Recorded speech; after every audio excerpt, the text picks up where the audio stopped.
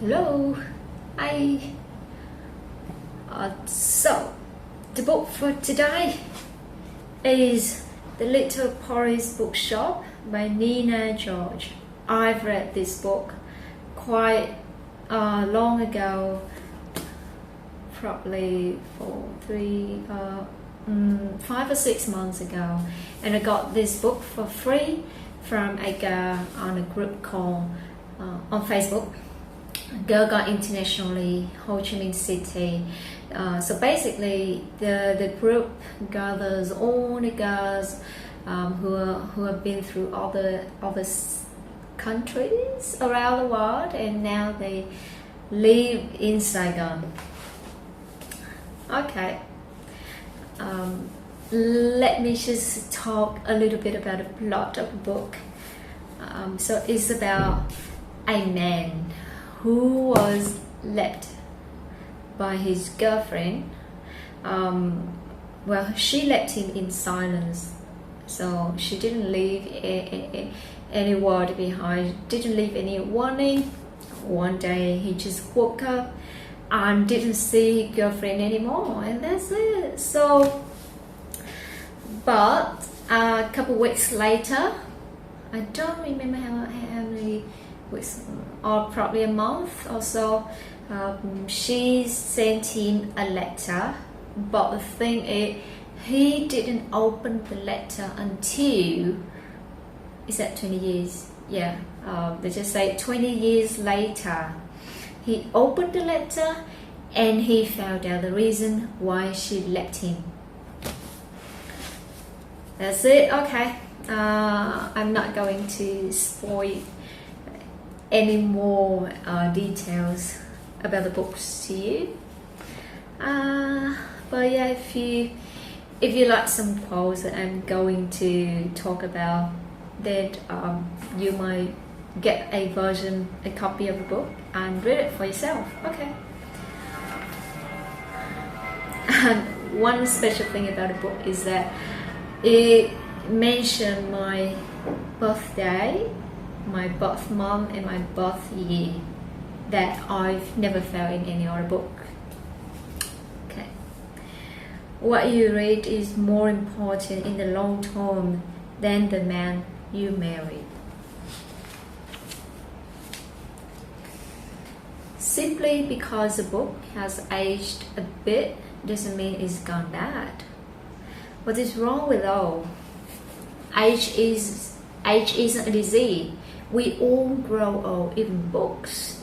But are you? Is anyone worth less or less important because they've been around for longer? Oh, it's raining. As long as she doesn't turn out too smart for men. Well, for the stupid ones, she will. But who wants them anyway? A stupid man is every woman's downfall. If someone left you, you had to answer with silence. You weren't allowed to give the person leaving anything else. You had to shut yourself off, just as the other person had closed her mind to your future together. You know, this is the reason why the main character didn't open the letter of his girlfriend.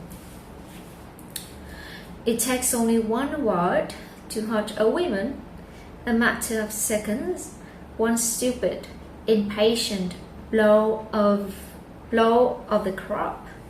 But winning back her trust takes years, and sometimes there isn't the time. I was distraught if someone actually felt me interesting, and it had to be the right people who took notice of me. I always wanted to be noticed by the biggest egotists. I didn't care about anyone else. They changed people, all except the truly evil, who did not become better fathers, nicer husbands, more loving friends. They remained tyrants, continued to torment their employees, children and dogs, were spiteful in petty matters and cowardly in important ones, and rejoiced in their victims' shame. There are people like that. I loved her so much that I stopped living when she went away. She died, but all I could think of was how mean she'd been to me. I wish my husband had left me for love's sake. That's the best way to be left.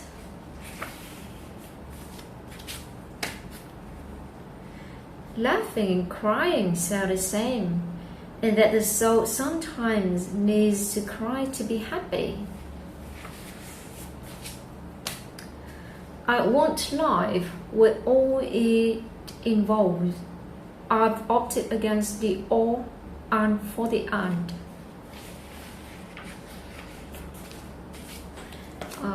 Sometimes there are many choices, and instead of choosing one of those, you can just choose all of those. It's ridiculous to interpret abuse as love. They lie to their own children because their fathers treated them exactly the same way. These women always retain some hope that love is hiding behind the cruelty, so that the anguish doesn't drive them mad. Truth is, there's no love there. We cannot decide to love. We cannot compel anyone to love us. There's no secret recipe, only love itself. Never listen to fear. Fear makes you stupid. I love one saying of Aung San Suu Kyi. The true prison is prison of fear, and the true freedom is freedom from fear. All of us preserve time. We preserve the old versions of the people who have left us. And under our skin, under the layer of wrinkles and experience and laughter, we too are all versions of ourselves. Directly below the surface, we are our former selves, the former child, the former lover, the former daughter.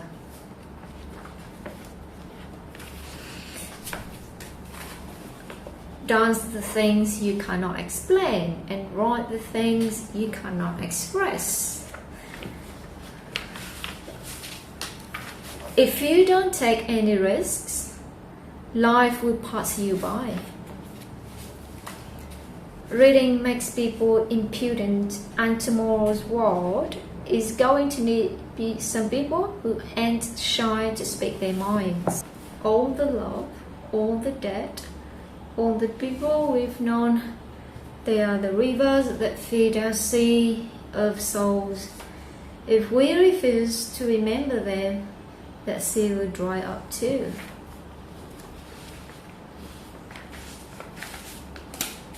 If only they loved with the same energy.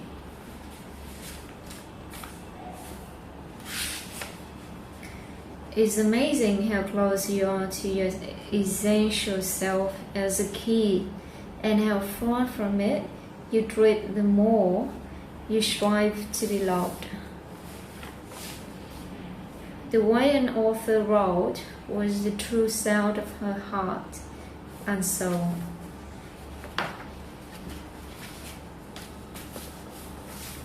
I became myself when my son died, because grief showed me what's important in life. That's what grief does. In the beginning, it's always there. You wake up and it's there. It's with you all day, everywhere you go. It's with you in the evening. It won't leave you alone at night. It grabs you by the throat and shakes you, but it keeps you warm. One day it might go, but not forever. It drops by from time to time, and then eventually, all of a sudden, I knew what was important. Grief showed me love is important, good food, and standing tall and not saying yes when you should say no.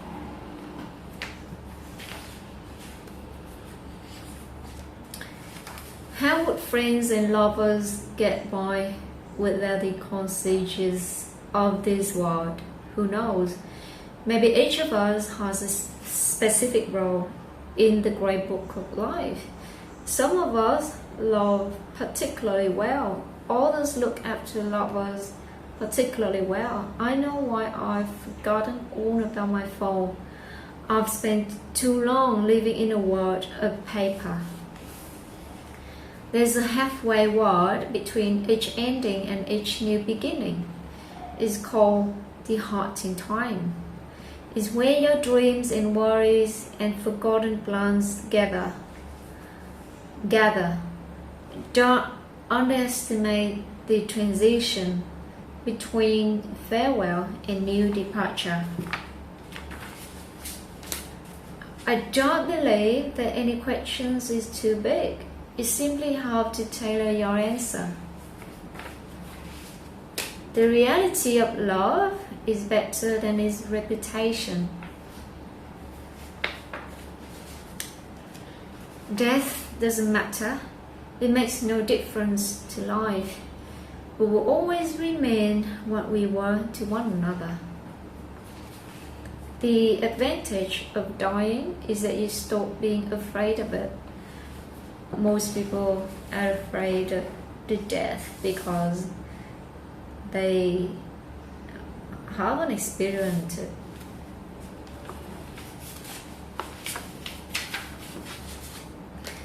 And this is from the interview, the interview of the author.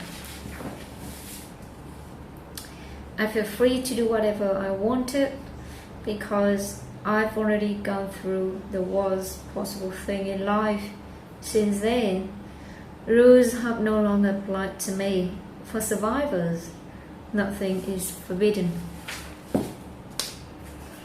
People who read a lot, starting at a very young age, are people who were raised by books. I have some friends like that. We get along very well because I was raised by book too. When I was little, at elementary school, I even started my own newspaper, and I sold it to all the classmates. I still keep the copies of it. Alright, I think that's it.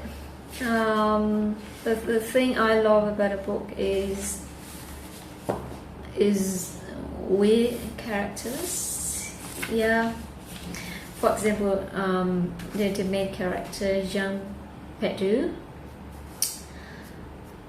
He is a bookseller, but he would deny selling a book to a specific person because he thinks that a book isn't written for that person and it would cause that person more pain. It's like literary fantasy, yeah. And this, can you see it? Like the author also made up a Jean Pedu emergency literary fantasy, the books for healing. Yeah, I think the author is a pretty kind person, and she really believes in a book's power to heal.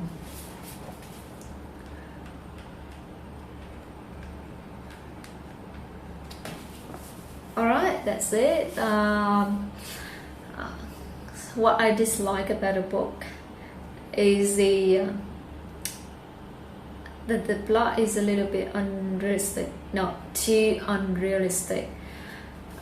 I don't think that there can be a man who would spend 20 years knowing that the person whom he loved died, waiting, no, not really waiting, but holding that hatred towards her. Not always hatred, but like sometimes he would think about the good memories they have together, and sometimes he would think about how she left him in the end. And he, during that 20 years, he didn't love anyone else. I don't think that can't be in real life. Alright, well, that's it. I would hopefully see you in the next video. Bye for now.